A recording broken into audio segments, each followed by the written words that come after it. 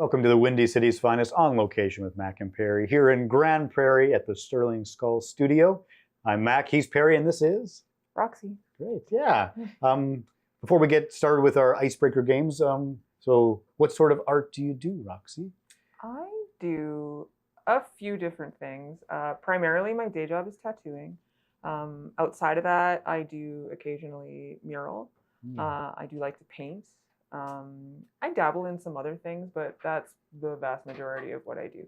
Recently, I've kind of explored set design as a medium, which is really fun.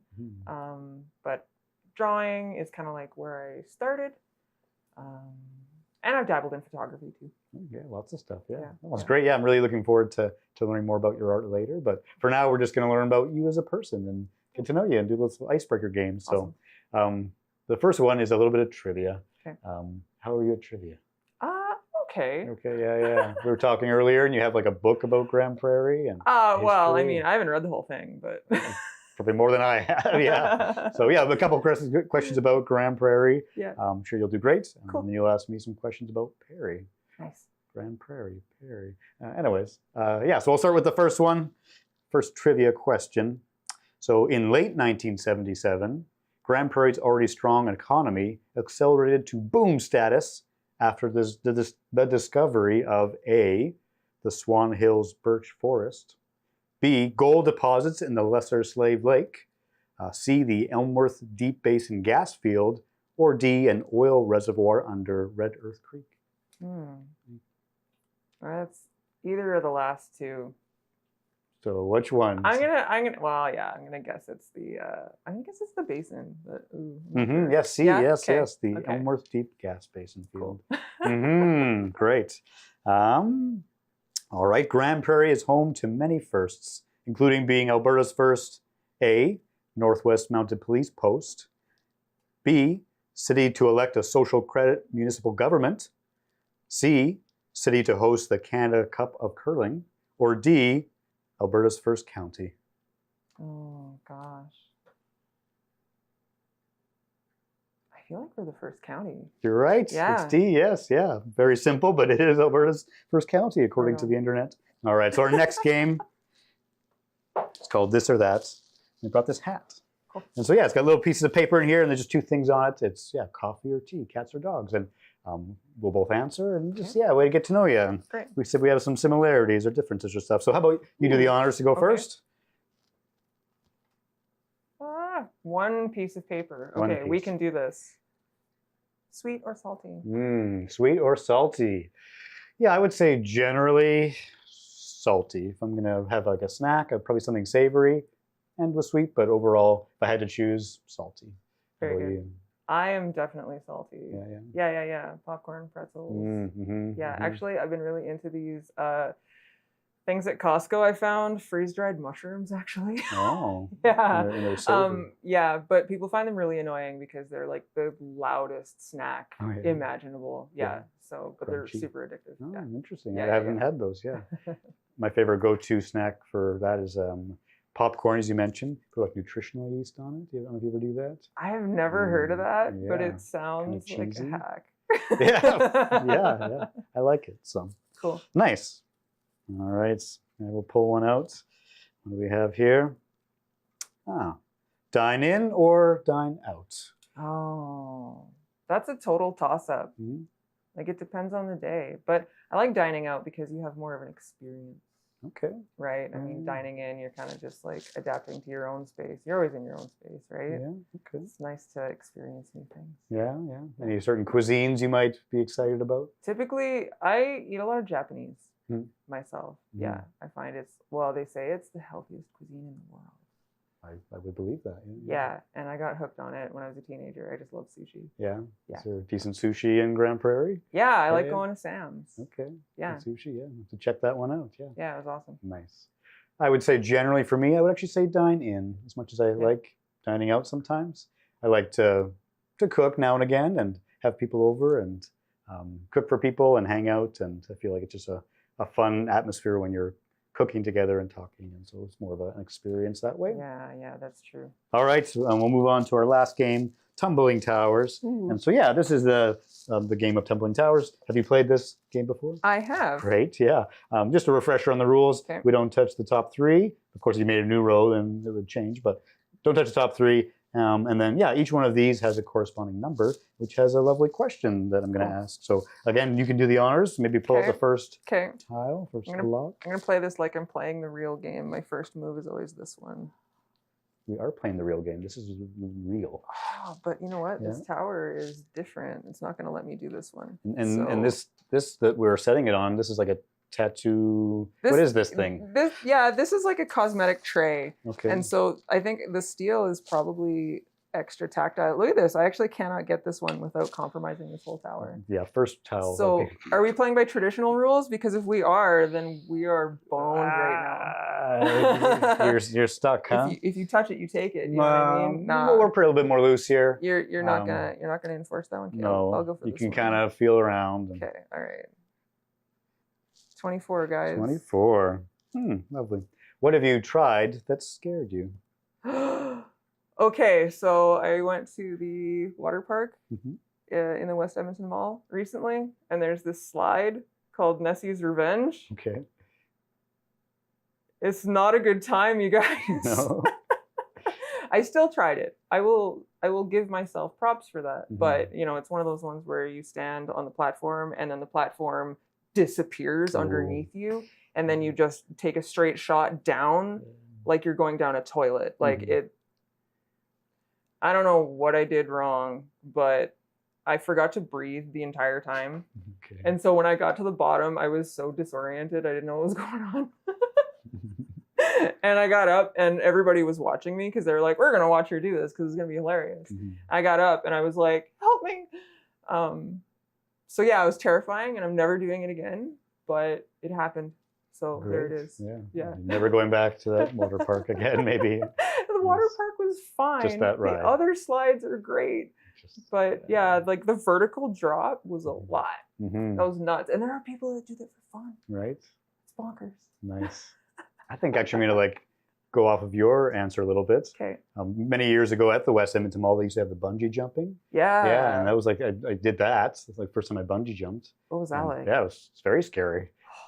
They have this like big horn that goes off, and then, but yeah. The horn? Yeah, because like people want people to watch, I guess, because like, hey, someone's bungee jumping, take a look. Yeah. So I think they don't have that anymore. I thought I'd raise the stakes so much. Like you gotta go and something terrible is gonna happen. Yeah, right? but I was surprised at like how smooth it was. I thought it'd be like more of a jerking motion, but it was very. Oh, really? Yeah. Oh. But scary. It was definitely very nerve-wracking. Okay. So cool. Yeah. Well, that's all the time we have for this segment. Roxy, really enjoyed getting to know you a little bit. Fun. This is the Windy City's Finest on location in Grande Prairie at the Sterling Skull Studio. I'm Mac. He's Perry, and this is Roxy. We'll be right back. Hello and welcome once again to the Windy City's Finest on location in Grande Prairie at none other than the Sterling Skull Studio. He's Mac, I'm Perry, and this is Roxy. Yes, thank you so much for your time and energy. I thoroughly enjoyed your segment with Mac just now. But yeah, we're going to dive into more of your artistic journey and process and just what that means and looks like to you. So yeah, I know you gave a brief intro at the beginning of the last segment, but yeah, could you just reiterate what it is you do creatively? Creatively. All right. Yeah. Well, my day job involves tattooing primarily. And I do a lot of drawing related to that. As an extension, I work in ink, pencil, crayon, marker, literally anything that I can get my hands on, just depending on what I'm doing. On the side, I do some muraling, interior spaces, exterior spaces, so a lot of painting. I paint on canvas as well, or whatever. And yeah, primarily I would say that's what I do. Right on. I love that. And yeah, I'm very curious about like the start of your journey. If we go way back, was it like picking up a pencil, or was it straight to the ink at like Oh, well, geez. I guess pencil, right? I mean, that's the safest thing. I was drawing pretty young, I think. Actually, I just realized that I keep this in my room as a joke because people ask me all the time, how long have you been an artist? Right. And so this is an award that I got in kindergarten. Yeah. And it says, for drawing an excellent bear picture in our class book. So that was my first like pencil crayon drawing. I don't remember what it looks like because it's in Edson is where I lived at the time. Right, So, right. yeah. Oh my God, that's crazy. It like actually brings to mind, maybe we'll see a bit more of it in the showcase, but your recent thing that you're working on and the fact that it's animals. And I'm curious, maybe let's jump. I know I just started like where you started, but like, would you mind talking a little bit about like, your latest project here that you said? Sure, yeah. So I started an Indigenous wildlife series featuring flora and fauna that is native to Alberta, or more specifically the Peace Country. And I am doing that series mostly in ink, just in pen. Like I draw just little detailed drawings featuring one animal and then a variety of plants that they might be found amongst, right? If you were to see them in the wild, which I started because of where we are and because we've had such an influx of immigration throughout the last few hundred years, right? Lots of immigrants brought with them cultivars. And so a lot of people that live here are not actually familiar with the plants that are supposed to be here. A lot of things are really invasive that have been brought over from Europe or even from Asia. And so to recognize things that belong here is actually not that natural for people. And so I thought maybe it'd be a good thing to, focus on these things a little bit and to present them in a way that you might see them or observe them naturally. Yeah. And has that always been a focus for you, or is that like more so part of this last project and like learning into that and the history behind those things? Well, I've always been fascinated by animals, and maybe that's because I grew up rural. I grew up on the farm, and so animals were always kind of integral to my existence. I always saw them driving around. I always had to be aware of them. Like for example, bears, like it wouldn't be uncommon to run into bears. And so it was important to recognize signs of animals because, we would be exploring, in the fields and in the woods and stuff. And so it's like, okay, well, if you see a sign of a bear, maybe you should go home because, you're a kid, you shouldn't be interacting with bears, obviously. Right? For sure. Yeah. So it's always been relevant to me. You also talk about like community, maybe public versus those closest to you and private, and how does that like show up in your artistic practice or life? It really motivates me to make things that I feel will be appreciated en masse. And so like a lot of artists get really focused on their niche. That's really common.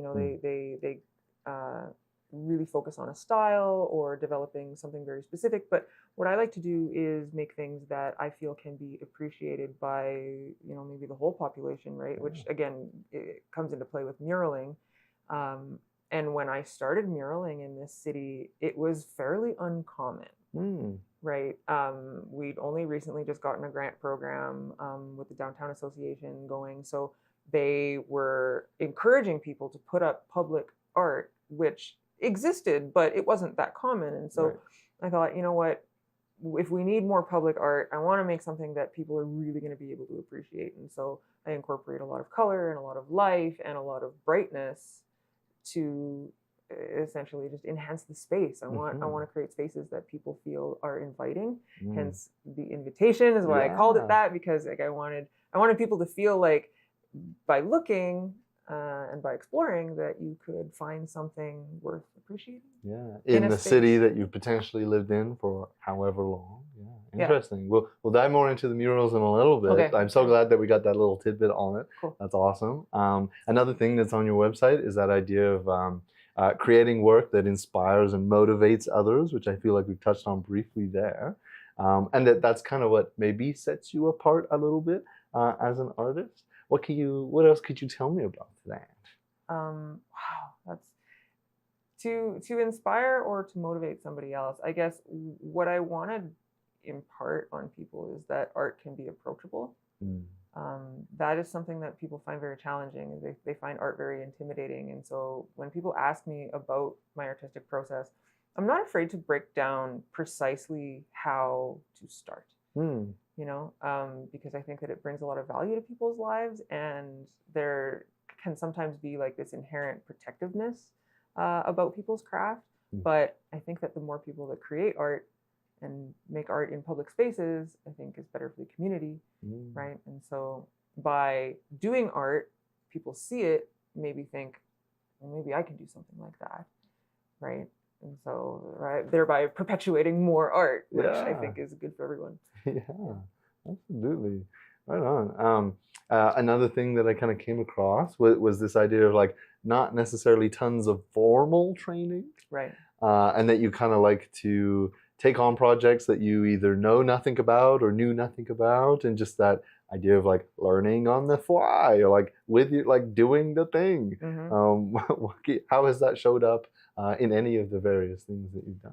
Oh, wow. So a lot of the things that I've done, I've taught myself. A lot of the mediums that I've explored. Nowadays, it's so easy because you can go online and learn techniques. I do have a little bit of training. Like I took a couple classes in college, like visual fundamentals, for example. Right. But it teaches you how to compose an image, not necessarily the techniques in creating art. Tattooing is one area where I do technically have what I would call formal training because I did an apprenticeship, right? And so I learned a lot from my mentor, who's Chris, and he taught me all kinds of techniques that I have since kind of disseminated into lots of different projects, right? So, yeah, I guess what I tend to do is think about things outside the box, and I'll take an approach to something that maybe isn't the most orthodox manner. I guess my most recent example would be when I did set design for a recent production. It was called The Complete Works of William Shakespeare. I've never done set design before, but the director, Caitlin, came to me and said, hey, like, would you like to take this on? Because I've seen you do these large mural projects, and I've seen you work with assistants and a team of people, and it involves a lot of resource management and delegation, that kind of thing. And so, maybe those skills will transfer. Okay, sure. Well, let's figure it out. And so I came in, having never done it before. I took an approach that she had never seen. Right. So I treated the set as part of the cast. And I thought, okay, well, I have actors here. They're going to do the show on the set, and I want it to reflect what they're doing. Like most set designers, from what I'm told, actually just design a set and they tell somebody to build it, and then it just looks the way it looks. Right. But I thought, well, the actors are going to use it, so I want them to be a part of the creation process. And so I went into all the early rehearsals, and I brought in all of these modular pieces and just told them, like, hey, like, this is like your play set. It's a jungle gym. So, tell me what you need out of this set and we will make it happen, right? And so that kind of inspired my process in that particular case, which resulted in a very unique set for that show. Yeah, amazing. I'm getting the sense of like potentially like the intersection of like learning, really specific technique and stuff as you go through doing various things, and then how they can kind of converge. I'm also picking up on this idea of like longevity, tattooing, murals, right?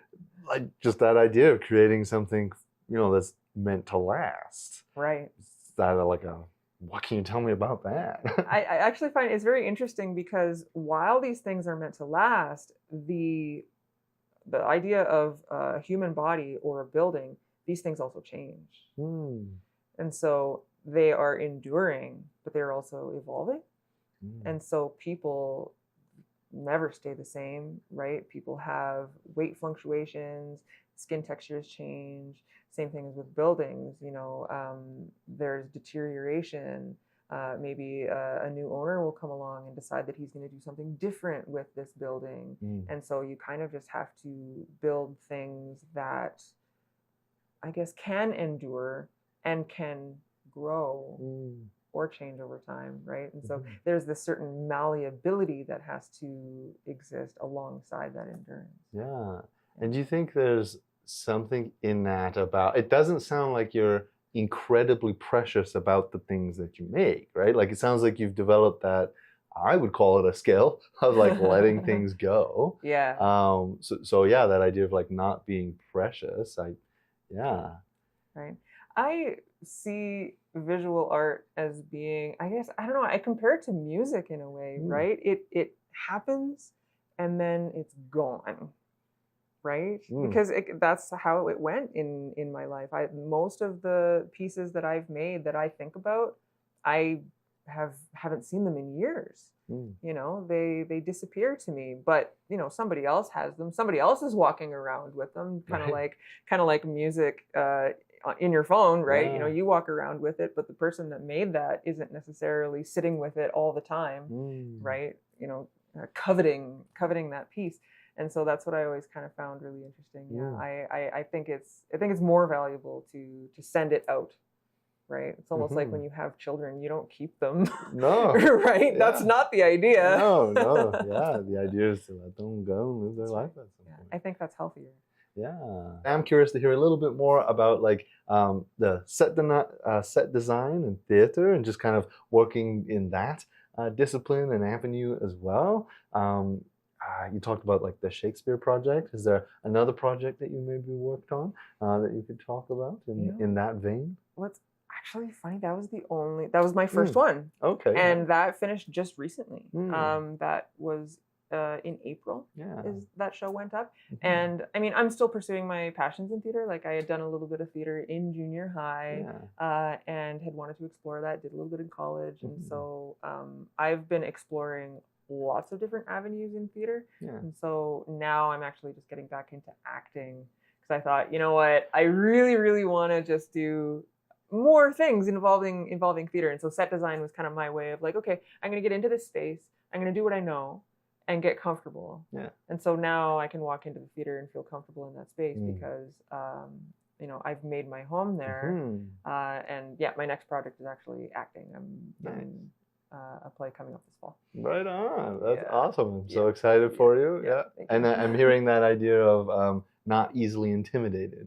And it sounds like you have your way of figuring out how to facilitate that for yourself. So that's cool. Yeah. That's very cool. I should say in art, I'm not easily intimidated in art. Okay. I am definitely intimidated by getting on stage. Okay. But again, like I facilitated that for myself by becoming comfortable in the space and getting to know those people. I'm working with the same director. Okay. Yeah. And so I'm very optimistic. Yeah, super excited for you. Amazing. I feel like there's so much more we could talk about, but since we are coming to the end of our time here, I'll kind of jump to one of the last questions we try to ask people, which is how has your artistic practice changed your everyday life, just from day to day? What do you do differently? Wow. If anything. You know, what art does to your perspective is very significant. Art is actually the practice of observing. And so whenever I'm in a space, oftentimes it doesn't take very much for me to get totally engrossed looking at something, right? Especially if it's something that I'm interested in capturing.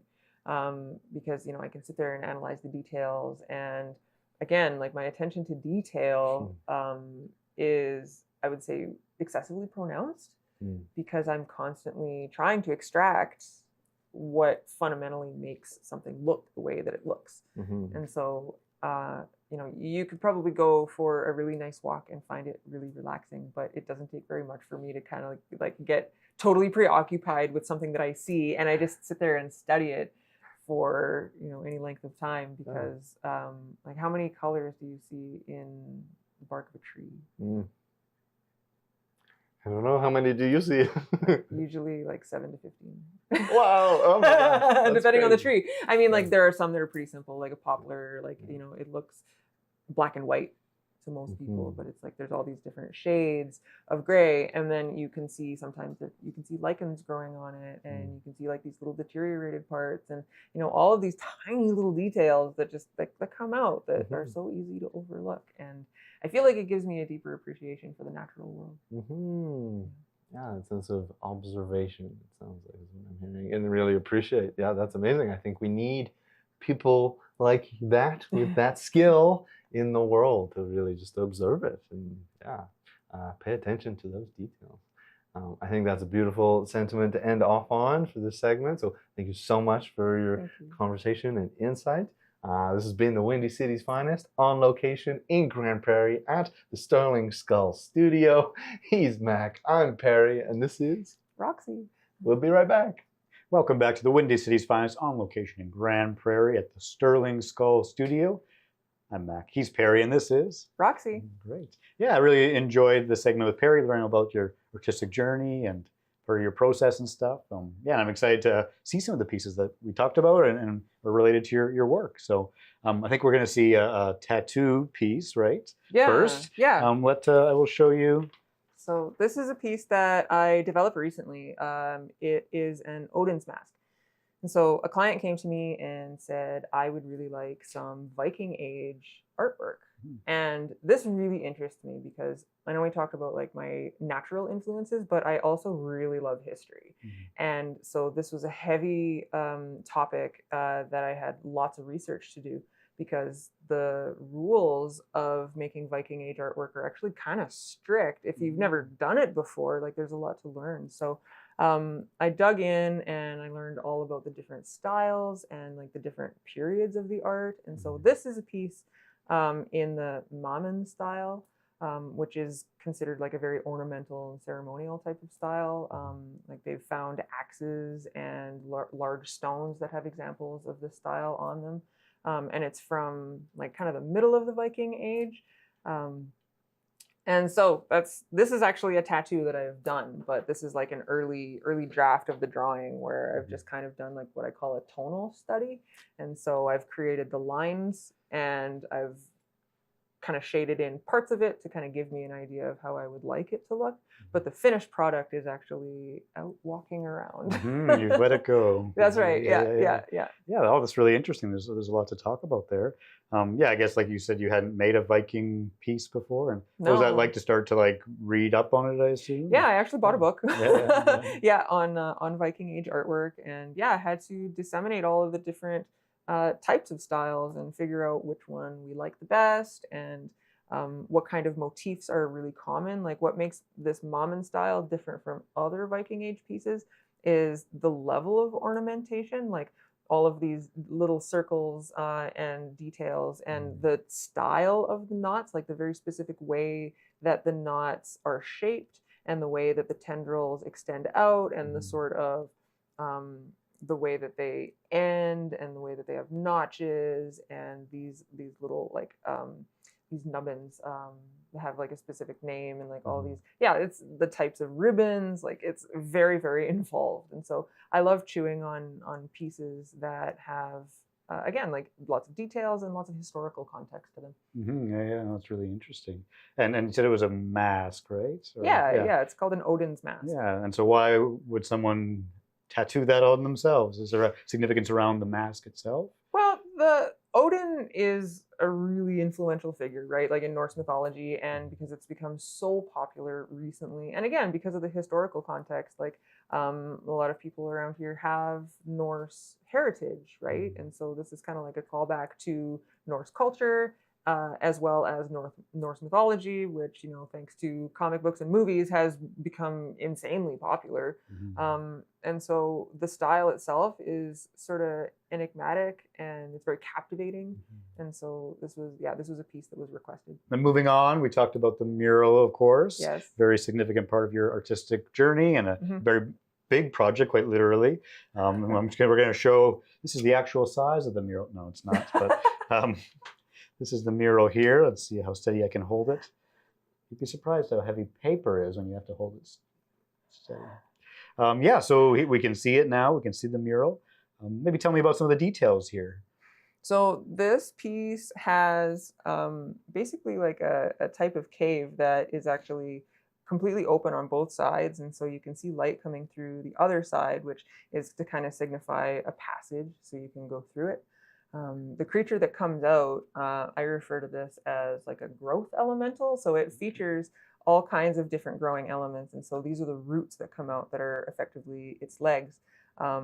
and it's got like a very warm chest cavity to kind of signify like the fire of life.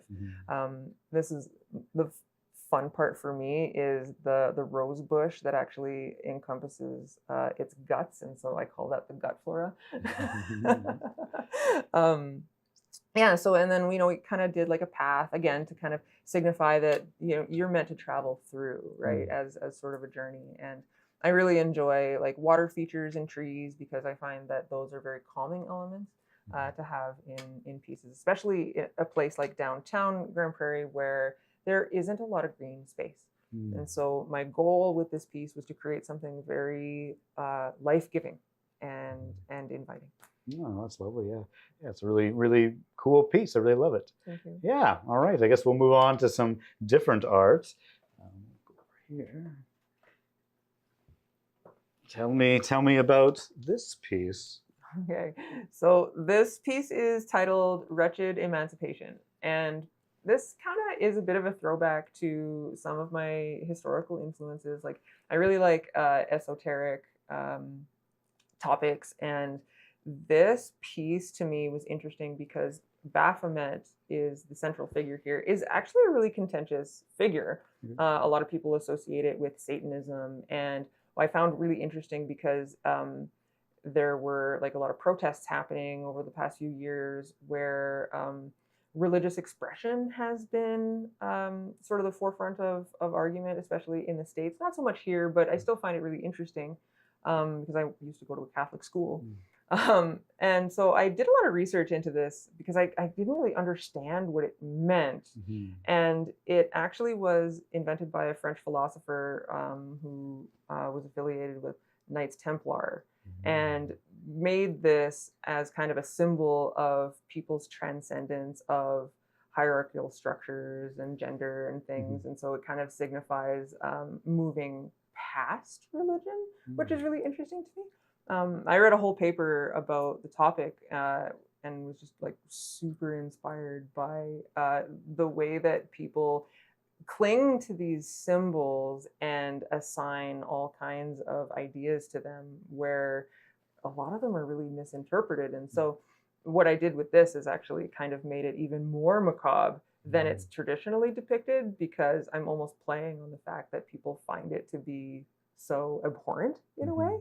And so that kind of stuff really interests me. Like I like things that people find enjoyable, but I also, on the flip side, I like things that people find horrifying as well. And so, I didn't go too far with it, but to me, it's just very interesting the way that, and I brought these like little devilish cherubs in here to kind of, as a contrast to like the traditional cherubs that we see that are so cute and adorable. And these are kind of like horrible. Right? So that to me is very interesting because it's just like a contrasting idea. Yeah, no, that's great. Yeah. Wow, that's cool. All right, we have time for one more piece, and I don't have to hold it up. It's quite convenient that way. So it's out on the wall. So it is this piece here to my right. Tell me about this piece. So that is the latest piece in my Indigenous wildlife series. My first piece was the Columbian ground squirrel. My second piece was the white-tailed jackrabbit. And this one is the western moose. And so my series is meant to emphasize local flora and fauna that exist in Alberta and can be hard for us to identify because we have so much imported flora here. And so what I've done is incorporated the moose with some of the natural flowers that it would be found with in its natural habitat. And so moose exist in mostly the muskeg is kind of where they make their home. And so these are some of the plants that would also be found there. Yeah, that's great. Yeah, because I know that was I think the very beginning of your conversation with Perry, you mentioned that. And yeah, with the flora and fauna in that piece, you mentioned like observation is a big part of your you as a person. Do you spend a lot of time like in nature to get those just right? I try my best. Yeah. It's tough like when you work inside, and so on the weekends I love to try to go out as much as I can. I love going for hikes. There's loads of good places around here to go, and so yeah, as often as I can, I like to get out into nature and just observe what I can. I like to take videos whenever I see animals and stuff. Like the last time I was out at South Bear Creek, we saw a ton of ducks.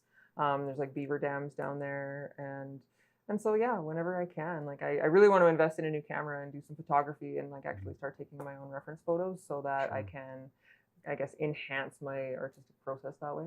Yeah, for sure, it makes sense. Well, I really enjoy seeing some of your pieces. I think that's all the time we have for this segment. Yeah, this has been the Windy City's Finest on location here in Grande Prairie at the studio, which I've forgotten. What's the name of the studio? The Sterling Skull Studio. The Sterling Skull Studio. It's okay. It's his first time here. I'm going to get it tattooed on myself. I won't forget it. I'm Mac.